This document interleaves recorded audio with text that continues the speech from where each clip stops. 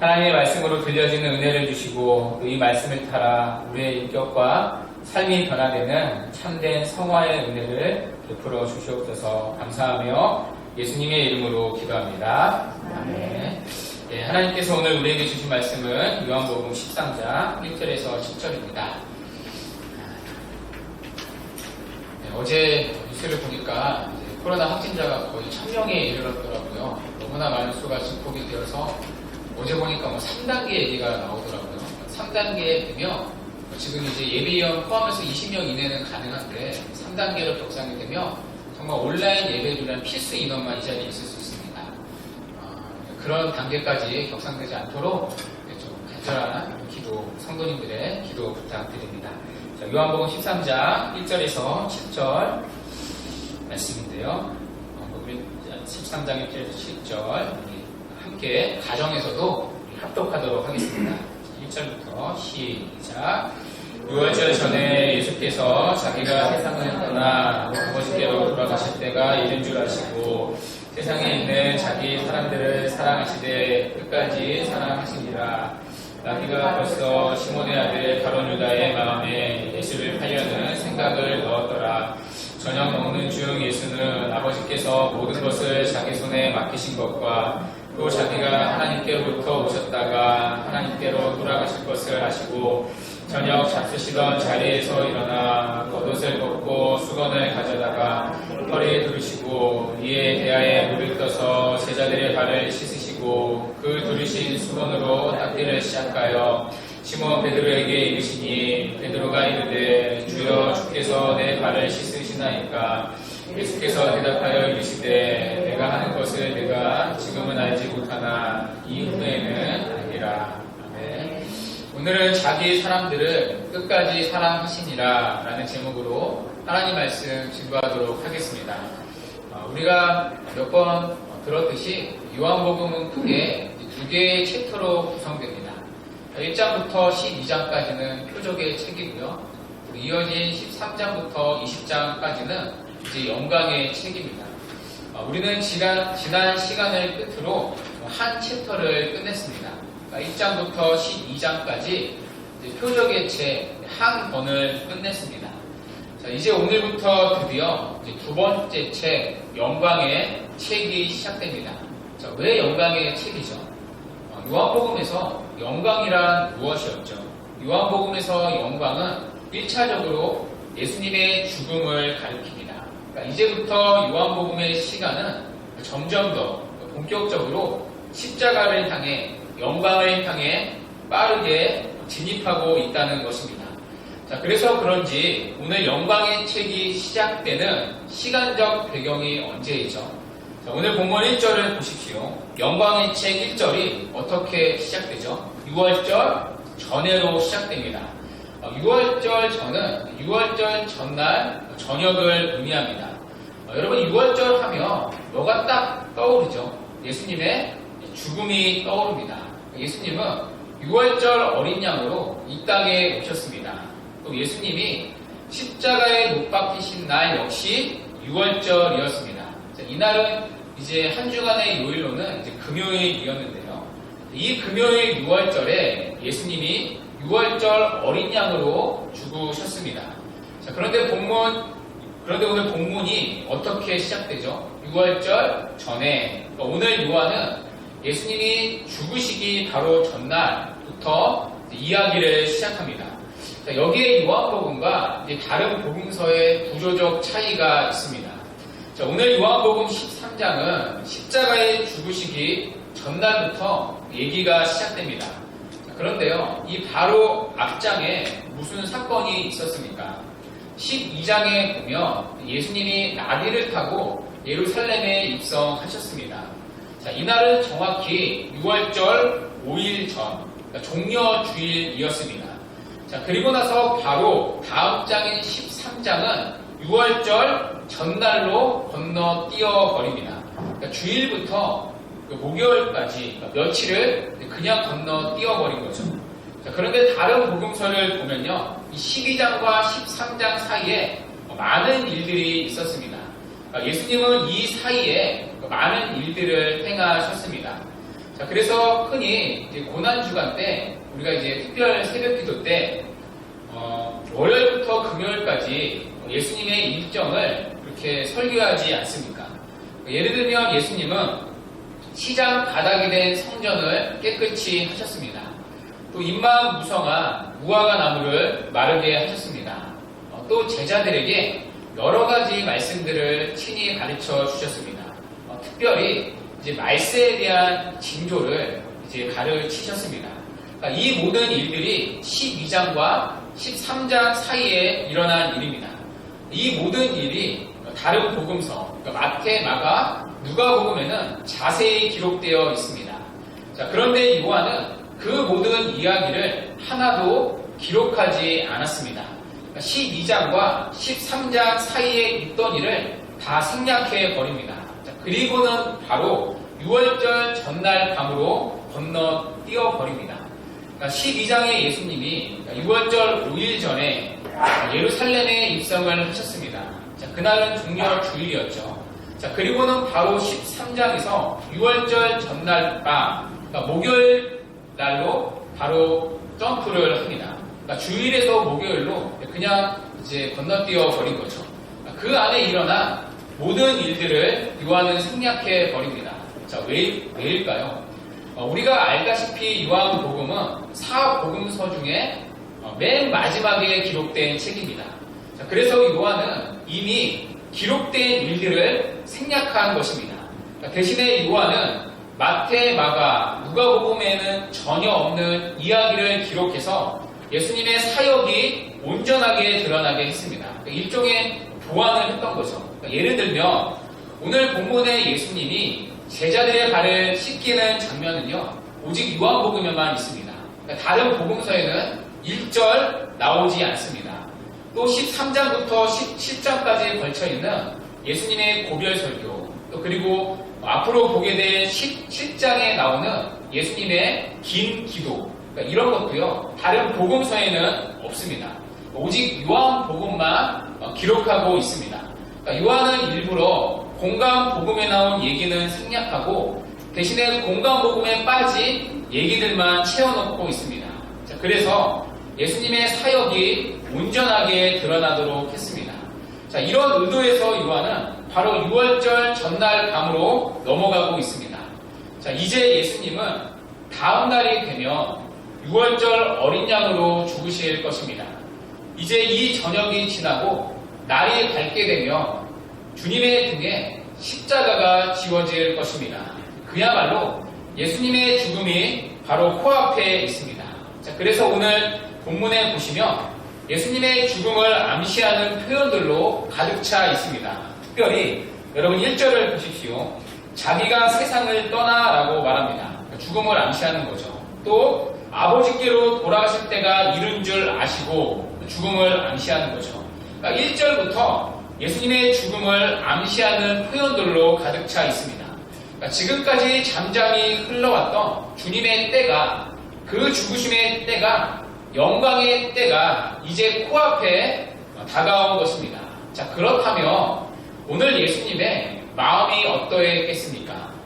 바로 몇 시간이 지나면 죽음을 맞이하는 주님은 어떠한 심정이었겠습니까?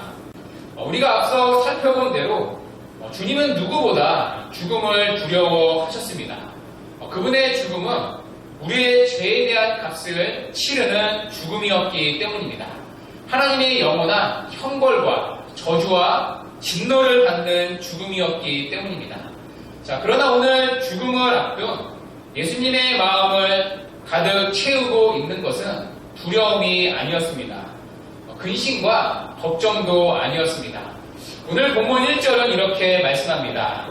세상에 자기 사람들을 사랑하시되 끝까지 사랑하시니라. 죽음을 앞둔 주님의 마음을 사로잡고 있는 것은 다름 아닌 사랑이었다는 것입니다. 자, 그런데요, 그 사랑의 대상이 누구입니까? 오늘 본문은 모든 사람이 아니라고 말합니다. 그러니까 자기 사랑이라고 분명히 말하고 있습니다. 자, 이 말을 언뜻 보면 너무나 듣기에 불편한 말일 수 있습니다. 사실 너무나 배타적인 단어로 들릴 수 있습니다.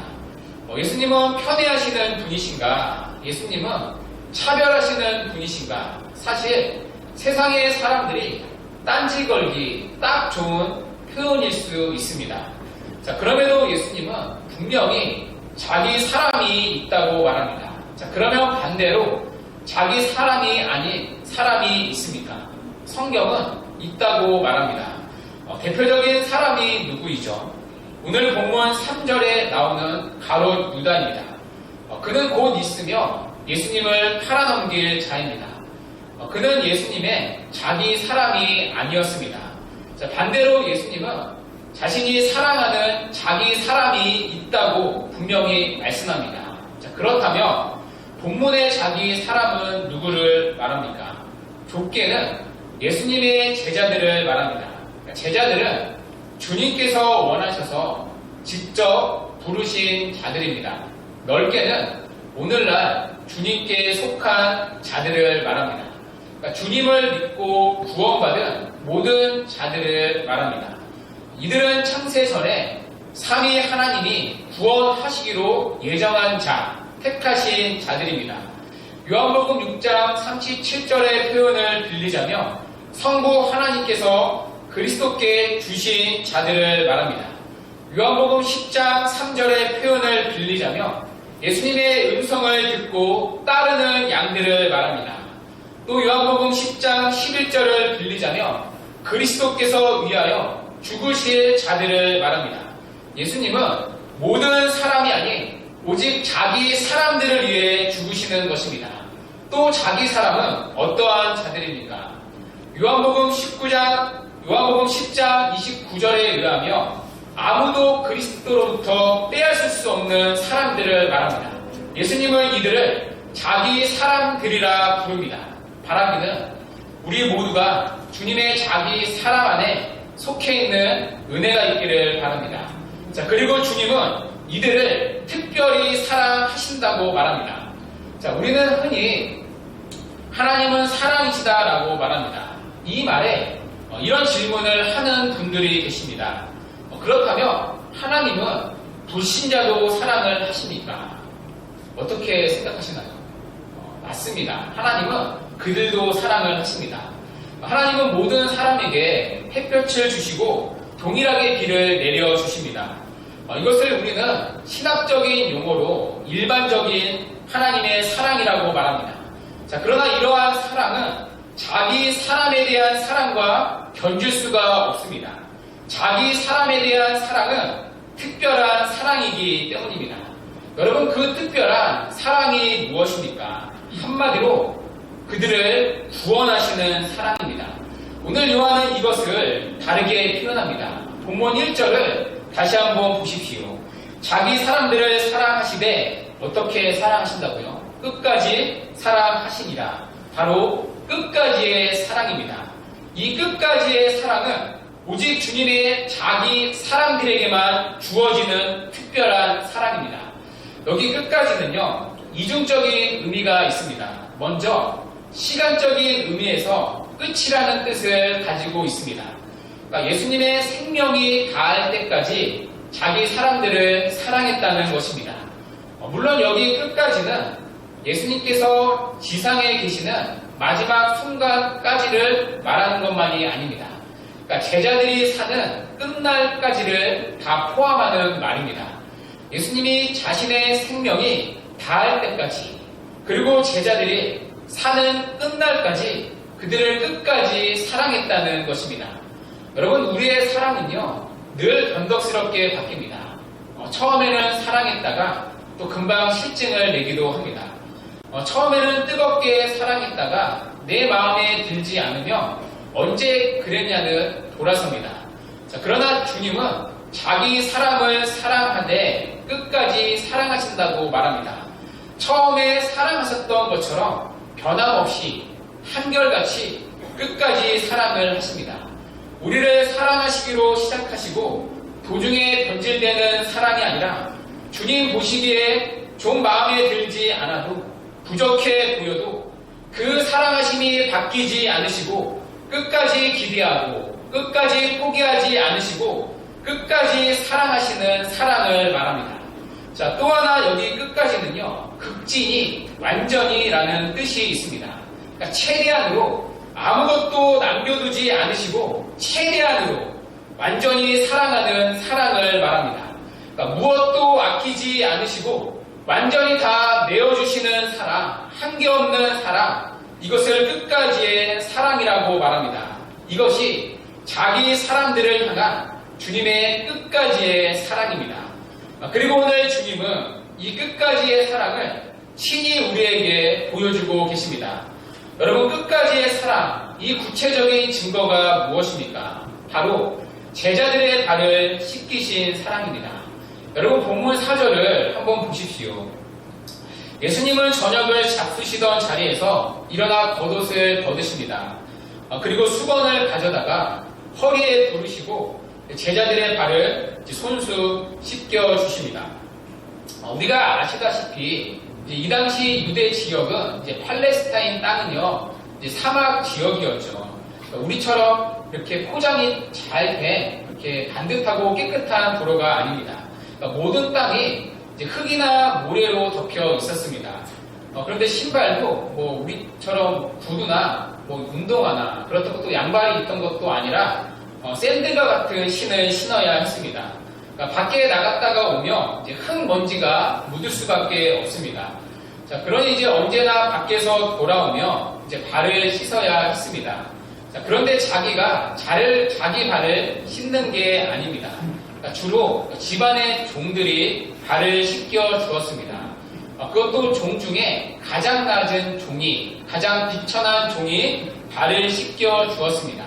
자, 그 비천한 일을 지금 예수님께서 제자들에게 하시는 겁니다.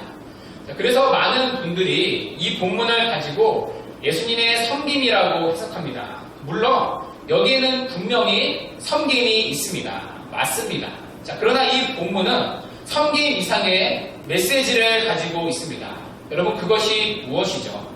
1절에서 말한 예수님의 끝까지의 사랑을 보여주는 구체적인 증거라는 것입니다.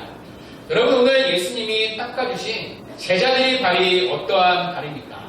조금 후면 예수님을 버리고 도망갈 배신의 발이었기 때문입니다. 예수님은 오늘 세족식이 끝난 밤, 바로 그 밤에 홀로 붙들려 가십니다. 그때 제자들이 이 씻김 받은 발을 가지고 제일 먼저 한 일이 무엇입니까? 예수님을 배신하고 팔아 넘기고 도망가는 일이었습니다.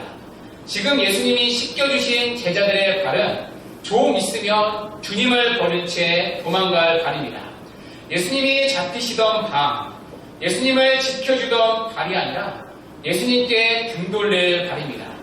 예수님을 배신했던 발, 예수님을 버리고 도망갔던 처절한 실패의 발, 예수님을 십자가에 내몰았던 발, 그리고 예수님을 떠나 세상으로 돌아갔던 방황의 발, 그것이 바로 오늘 예수님이 씻겨주신 제자들의 발이었다는 것입니다. 그 발은 지금 예수님께서 손수 씻겨주고 계십니다. 자, 그렇다면 예수님은 앞으로 일어날 이 제자들의 일들을 모르고 계셨습니까? 자, 그래서 모르고 그렇게 바보처럼 순진하게 닦아준 것입니까? 아닙니다. 예수님은 자신의 신성에 따라서 이 모든 일을 아셨습니다. 오늘 본문에 보면 3번이나 반복되는 말이 있습니다. 바로 아시고라는 단어입니다. 1절에 아시고, 또 3절에 아시고, 또 우리가 읽진 않았지만 11절에 아심이라고 표현되어 있습니다. 그러니까 예수님은 자신의 신성에 따라 앞으로 일어날 모든 일들을 정확히 아셨다는 것입니다. 주님은 그 밤에 제자들이 주님을 버리게 될 것을 알고 계셨습니다. 예수님이 좀 있으면 겟세마네 동산에서 괴로워 기도하실 때 제자들은 잠들 것이라는 것 또한 주님은 아셨습니다. 예수님은 자신이 부활했을 때 그의 제자 도마가 믿지 못할 것 또한 미리 아시고 계셨습니다. 심지어 예수님은 자신이 잡히실 그 밤에 베드로가 자신을 모른다고 3번이나 부인할 것도 아셨습니다. 그리고 십자가에 달리신 그날 모든 제자들이 자신을 버릴 것을 누구보다 잘 알고 계셨습니다. 지금은 제자들이 자신을 따르는 것처럼 보이지만 좀 있으면 자신을 얼마나 매몰차게 버릴지, 그래서 얼마나 깊은 상실감과 배신감을 느낄지 전부 다 아시고 계셨다는 것입니다. 자, 그렇다면 여러분, 우리 같았으면 이 발 어떻게 하면 좋습니까? 좀 잔인하지만 이런 발들 혼내야 맞는 것 아닙니까? 잘라내지는 못할지언정 도망가지 못하도록 정신 차리도록 잡고 부러뜨려야 맞지 않습니까? 그래서 어쩌면 세족식이 아니라 좀 잔인하지만 절족식을 해야 맞는 것 아닙니까?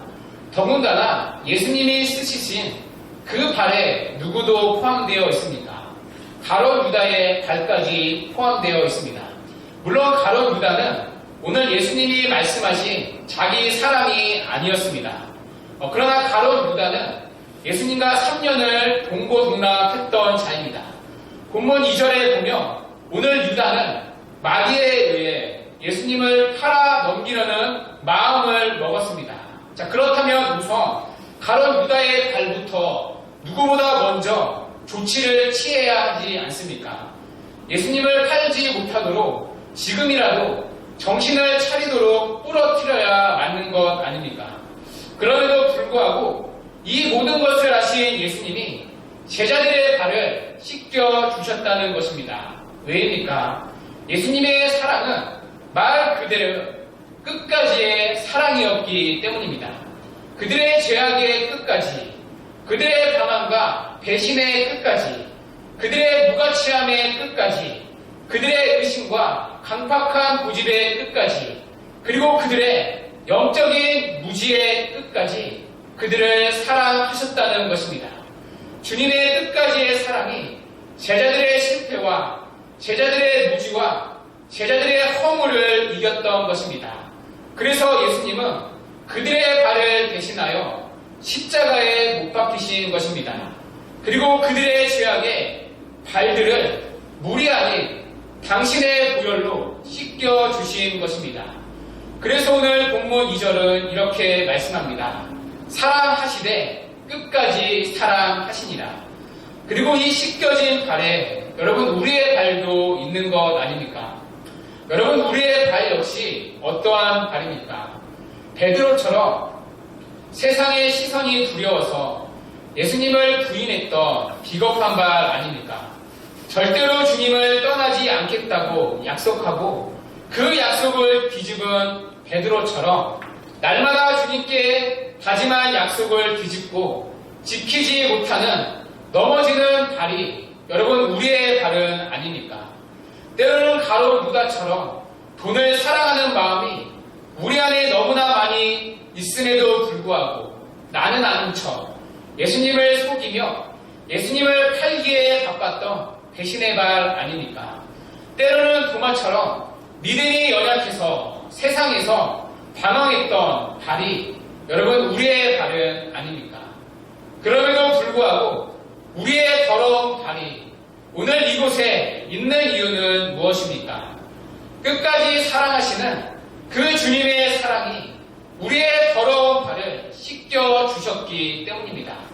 그리고 그 끝까지의 사랑이 한계가 없는 다음 없는 사랑이 우리의 발걸음을 여전히 붙들고 있었기 때문입니다. 우리의 열심이 아니라 그분의 끝없는 사랑하심이 우리의 끝없는 실패와 오늘도 끝없는 허물과 무지를 덮어 주었기 때문입니다. 그 끝까지의 사랑이 우리의 한계와 장애와 못남을 역정케 해서 오늘도 실패하지만 우리가 예배를 드릴 수 있고 오늘도 실패하지만 주님을 구주라고 고백할 수 있도록 우리를 이끄신 것입니다. 이것이 비록 우리가 한 주 동안 제자들처럼 주님을 배신하며 살았지만 주님께 돌아올 수 있었던 이유입니다. 주님은 오늘도 자기 사람들을 사랑하시되 끝까지 사랑하시기 때문입니다. 그 사랑이 우리의 모든 한계와 못남과 무지를 이기는 것입니다. 우리가 아무리 주님을 배신하고 아무리 비참한 실패를 한다고 할지라도 주님의 사랑은 그것을 넉넉히 덮고도 이기는 사랑입니다.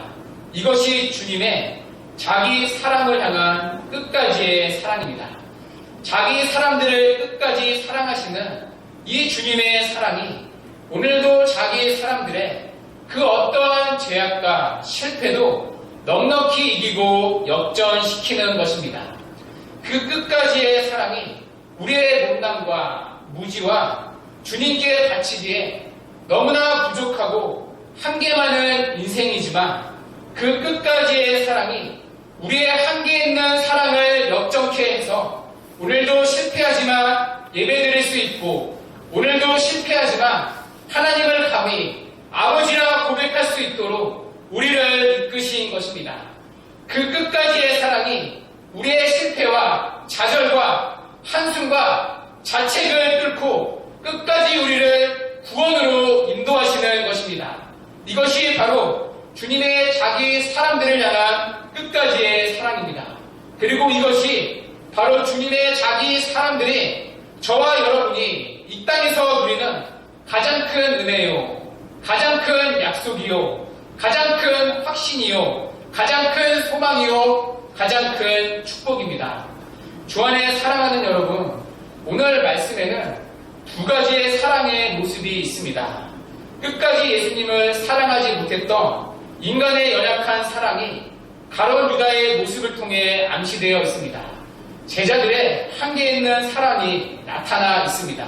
그러나 그 한계 있는 사랑을 넓고도 덮는 예수님의 끝까지의 사랑, 이 두 개의 사랑이 오늘 본문에 그려져 있습니다. 이런 비교를 통해 우리는 너무나 쉽게 이러한 식으로 적용할 수 있을 것 같습니다. 나도 끝까지의 사랑을 해야지. 나도 그 끝까지의 사랑을 실천하며 살아야지. 나는 제자들처럼 살지 말아야지. 이렇게 결단하고 이렇게 생각할 수 있을지 모르겠습니다. 그러나 여러분, 우리는 아무리 해봐야 제자들의 사랑의 한계에서 벗어나지 못하는 인생들입니다. 이 제자들의 무지와 실패에서 벗어나지 못하는 인생이 우리의 솔직한 인생입니다. 그래서 오늘 말씀을 통해 우리가 바르게 돌아가야 하는 지점이 있습니다. 바로 우리가 다시 이 끝까지의 주님의 사랑을 기억하는 것입니다. 여러분, 오늘 말씀의 진짜 의미는 2절에서 가룟 유다가 예수님을 팔아먹었다. 그리고 그 뒤에 그렇게 사랑받던 베드로가 주님을 부인할 거다. 여기에 있지 않습니다. 제자들의 사랑에는 한계가 있다. 이것을 말하는 것이 아닙니다. 오늘 말씀의 진리는 1절에 있습니다. 1절이 나머지 2절부터 7절까지, 아니 그 이후에 모든 영광의 책을 다 역전시키고 있습니다. 여러분, 그 1절이 무엇입니까? 자기 사람들을 향한 예수님의 끝까지의 사랑입니다. 한계 있는 제자들을 사랑하실 때 끝까지 사랑하셨다는 것입니다. 모르시고 그들을 부르신 게 아니라, 모르시고 그들을 사랑하신 게 아니라, 모르시고 그들의 발을 씻겨 주신 것이 아니라, 모르시고 그들을 대신하여 십자가에 죽으신 게 아니라, 아시고 끝까지 그들을 사랑하셨다는 것입니다. 그들의 그런 모습을 다 아심에도 불구하고 그들의 배신과 실패와 장애와 한계가 있는 사랑을 아심에도 불구하고 예수님은 끝까지 자기 사람을 사랑하셨다는 것입니다. 이 다음 없는 끝까지의 사랑이, 한결같은 사랑이 앞으로 넘어질 제자들의 못남과 한계 있는 사랑을 뚫고 이기는 것입니다. 그래서 여러분, 오늘 요한복음의 구절을 보십시오. 저자인 요한은 구절을 통해 우리에게 이 끝까지의 사랑을 놓치지 않고 끝까지 보여주고 있습니다. 오늘 요한복음 13장부터 17장까지는 영광의 책 가운데 예수님의 마지막 고별 설교에 해당합니다. 십자가의 죽음을 앞에 두신 예수님의 마지막 유언 같은 설교가 13장부터 17장까지의 이야기입니다. 이러한 맥락에서 오늘 본문 13장은 고별 설교의 첫 시장입니다. 자, 그런데요, 눈에 띄는 특징 하나가 있습니다. 다른 복음서 마태, 마가, 누가 복음에서는 예수님의 고별 설교가 성만찬으로 기록되어 있습니다. 여러분, 성만찬이 무엇이죠? 예수님의 살을 먹고 피를 나누는 것입니다. 예수님의 곧 있으면 일어날 십자가가 무엇을 의미하는지 가장 예표적으로 잘 보여주는 하나의 행위입니다. 자, 그러나 요한복음에는 그 중요한 성만찬 사건을 고별 설교에 다루지 않습니다. 대신에 다른 것으로 시작하고 있습니다. 성만찬을 대신할 만큼 여러분 중요한 다른 메시지가 무엇입니까? 그것이 바로 오늘 본문의 이야기입니다. 1절에서 이렇게 말씀합니다. 세상에 있는 자기 사람을 사랑하시되 끝까지 사랑하시니라. 자기 사람들을 사랑하신 예수님의 사랑으로 시작합니다. 재미있는 것은 이 고별 설교의 마지막 17장 역시 사랑으로 끝난다는 것입니다. 17장의 마지막 26절 우리 다 같이 한번 읽도록 하겠습니다. 시작. 내가 아버지의 이름을 그들에게 알게 하였고 단란에 있고 나도 그들 안에 있게 하려 함이니라. 아멘. 여러분, 고별 설교의 결론이 무엇으로 끝나죠? 주님의 자기 사람을 향한 사랑으로 끝납니다. 17장부터 17장까지의 고별 설교가 자기 사람을 향한 사랑으로 시작해서 사랑으로 마칩니다. 주님의 사랑이 자기 사람들을 향해 이렇게 둘러싸고 있다는 것입니다. 예수님이 우리를 이처럼 사랑하신다는 것입니다. 사랑으로 시작해서 사랑으로 끝나는, 변하지 않으시고 한결같이 우리를 끝까지의 사랑으로 사랑하신다는 것입니다. 우리를 부르신 인생의 처음부터 우리가 이 땅의 삶을 마감하는 눈 감는 순간까지 우리의 흠많은 인생의 모든 시간의 초점을 당신의 사랑으로 채우고 있다는 것입니다. 이 변하지 않고 다함이 없는 끝까지의 사랑 안에 우리의 인생이 덮여져 있다는 것입니다. 주 안에 사랑하는 여러분, 이 끝까지의 사랑이 오늘도 우리를 어김없이 한결같이 붙들고 있습니다. 이 끝까지의 사랑이 오늘도 세상의 메마른 식어진 우리의 마음을 다시금 회복시키는 것입니다. 오늘도 이 끝까지의 사랑이 있기에 우리는 비록 넘어지지만 다시 일어나 주님을 의지할 수 있습니다. 그리고 다시 주님을 향한 믿음의 여정을 시작할 수 있습니다. 이 끝까지의 사랑이 우리의 평생을 붙들고 있습니다. 그러므로 이 시간 우리가 먼저 주님 사랑하기 원합니다. 이 고백에 앞서 우리가 먼저 이 끝까지의 사랑 회복하는 은혜가 있기를 바랍니다.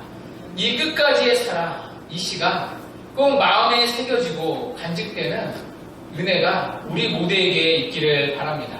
그래서 새롭게 시작되는 한 주, 이 끝까지의 사랑에 둘러싸여 우리의 한계와 못남과 우리의 무지와 실패를 이기시고 우리를 끝까지 사랑하시는 주님의 사랑을 경험하고 고백하는 복된 은혜가 우리 모두에게 있기를 주님의 이름으로 간절히 축원합니다.